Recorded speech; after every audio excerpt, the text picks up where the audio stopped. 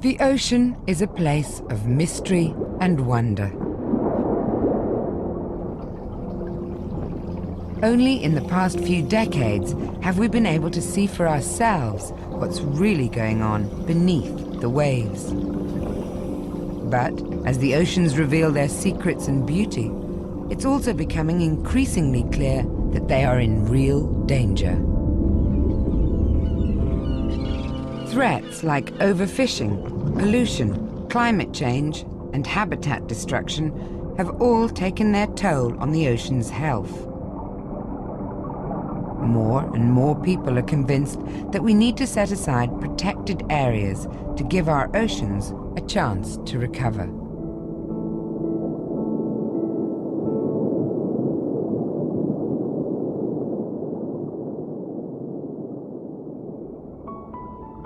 Marine reserves are places in which all harmful uses such as fishing, mining, dumping, and oil drilling are banned.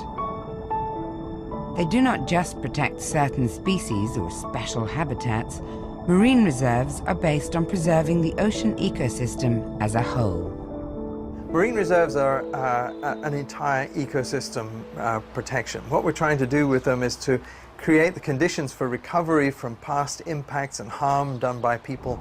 They protect the full spectrum of wildlife in them, from the smallest microbe to the largest marine mammals and fish.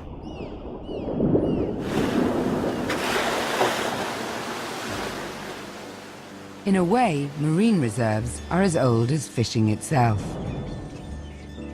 The ocean seemed a limitless resource, only because our catches were replenished from areas that we couldn't reach. But now that technological limitations no longer exist, we must set aside protected areas if our use of the oceans is to be sustainable. On land, protected areas are a well-established concept. But less than 1% of the ocean enjoys similar protection. Most existing reserves are restricted to coastal areas and are not fully protected or well enforced. But scientific support for marine reserves is increasing, and results from numerous studies in both temperate and tropical waters are remarkably consistent. You see a rapid increase in populations of exploited species within reserves. You also see an increase in the number of species in those protected areas over time. And you also see a very dramatic increase in the body size of the animals in protected areas. But the rate at which marine reserves will yield such positive results depends on many factors. For centuries, Georges Bank on the east coast of the United States has been fished for scallop and cod. But in 1994, in an attempt to save crashing populations, fishing with bottom gear was banned in these waters. Some creatures, like scallops, responded quickly to the protection. That's because they grow fast and reproduce early in their lives. When scientists and fishermen surveyed the bank 4 years later, they were astonished by the changes they saw. It was incredible. So that when we went in to survey these areas after 4 years, we found more larger scallops than had been seen probably in anybody's living memory.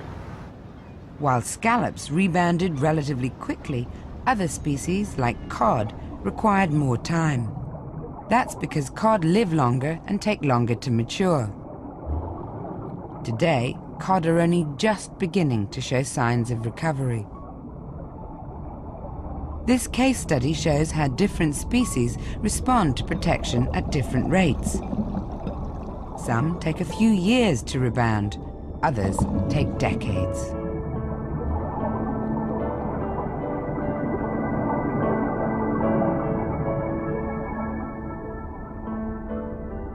Marine reserves clearly benefit the species living within them. But can areas beyond their boundaries also profit from them?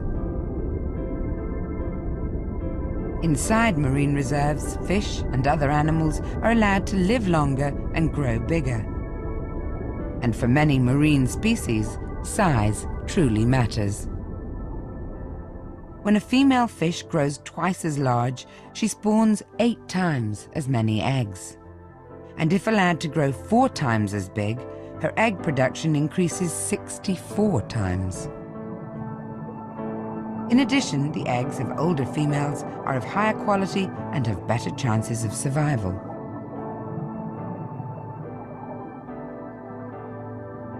A healthy fish population is shaped like a pyramid. Sustainable fishing should only target the middle group and leave the young, as well as the breeding stock of older females, intact. But our current way of fishing rarely allows fish and other animals to achieve their full breeding potential. Using powerful but indiscriminate technology, we scoop up all marine life. A vast proportion of the catch, mostly young or unwanted species, is thrown back dead or dying. A waste for both the ecosystem and the fisherman's future. Fishing is hunting, and at sea we're pursuing wildlife. In order to sustain the take of marine wildlife, we're going to need to place large areas off limits to exploitation. Only by doing that can we ensure the long-term sustainability of fisheries. By putting certain areas off limits to fishing, animals are allowed to grow big again.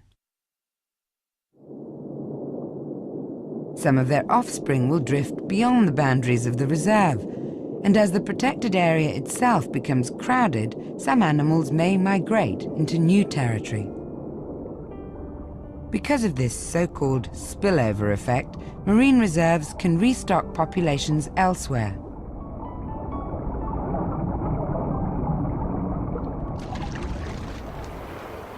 On the island of El Hierro, part of the Canary Isles in Spain, fishermen are reaping the benefits of a marine reserve they themselves helped to establish. Antes de la reserva, en la zona aquella prácticamente se quedó sin pesca ninguna, porque aparte echábamos trasmayo, echábamos nasa de pescado y vamos, prácticamente ya se acabó con todo. Y después de la nasa, que hace ya por lo menos 15 años, que prohibimos todo el tema de trampa a nivel de aquí del Hierro, y hicimos la reserva justo cuando se prohibió, se hizo la reserva, pues a partir de los 5 años más o menos se empezaron a ver alevines de toda clase de especies y hasta que hoy en día, vamos, pescas a los alrededores de la zona integral donde se puede pescar y está pescado, hay bastante pescado, vamos, y se nota que se ha probado toda la zona que hay. These results have inspired the fishermen here to increase the marine reserve areas around the coastline of their island. But reserves are more than a fisheries management tool. They also allow the ecosystem to return to its natural state. At the Lee Reserve in New Zealand, an area originally intended for scientific study has enjoyed protection for several decades. And during that time, it has seen a most remarkable transition. Scientists had always considered this to be the natural state of most of New Zealand's coastline, barren rocks grazed by sea urchins. But after the Lee Reserve had been established, the area started to change dramatically. The biggest change underwater was the disappearance of the sea urchin grazed paddock area, which had been 30% of all the underwater reef areas. But as the crayfish and rock lobster and snapper that got bigger and bigger, they were big enough to eat all of them. So the paddock vanished. It went back to kelp forest and other large seaweeds. In other reserves around New Zealand, the most profound changes occurred only when sport fishing was also banned and areas became fully protected. I think what all this proves is that our expectations are based largely on ignorance. We don't know much. And so the best reason for marine reserves is that it will tell us much better what the real thing is like. We allow it to do its own thing and then we can find out what that is. Ocean ecosystems are all interconnected, and fish and other animals don't care about man-made boundaries. During their lives, they may move between places thousands of kilometers apart.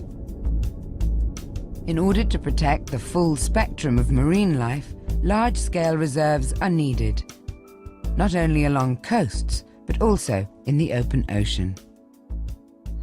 In the future, we need to think much bigger. We need to create networks of protected areas that will circle the entire planet. Only by doing this can we ensure that the ecological processes that support life in the sea and support our uses of that life can continue.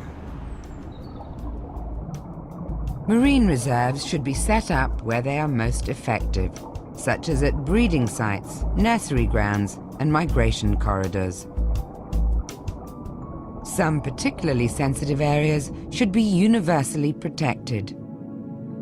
Such places include fragile seamounts and other deep-sea ecosystems. And a global reserve network should perhaps also include the most isolated and vulnerable place on Earth, Antarctica. Marine reserves will benefit the ocean's health, as well as our uses of the sea. They may be off limits to exploitation, but people can visit and study these places, increasing our understanding of the marine world. But marine reserves cannot stand on their own. Outside protected areas, we must switch to sustainable fishing practices. And in order to tackle climate change and pollution in the sea, we will have to reform our lives on land. Only then will we give ourselves a true chance to restore the oceans.